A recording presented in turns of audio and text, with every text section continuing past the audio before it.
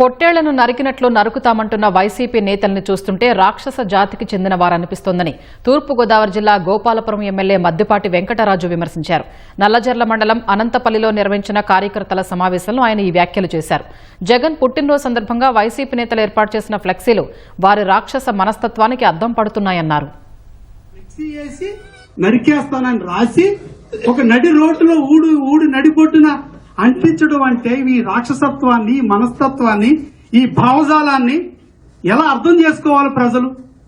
ఎలాంటి భావజాలం ఉన్నవాళ్ళు నాకేమవుతుందంటే ఇవన్నీ చూస్తే ఇదేదో మానవులు కాదేమో, ఇది రాక్షస సంతతికి చెందిన వాళ్ళేమో, ఇదేదో రాక్షస జాతి ఏమో. పూర్వకాలంలో ఏమన్నా అర్ధాయుష్తో చనిపోతే దేవుడు మళ్ళీ ఏమన్నా ఇప్పుడు అర్ధాయుష్తో చనిపోయారు కదా రాక్షసుల యుద్ధాల్లో, మీకు ఇంకా కొంత ఆయుష్ ఉంది, కలియుగంలో పార్టీ పుడుతుంది ఆంధ్రప్రదేశ్ లో, అక్కడికి వెళ్ళి పీక్ తినండి అని మనం పంపించారేమో అని చెప్తుంటాం.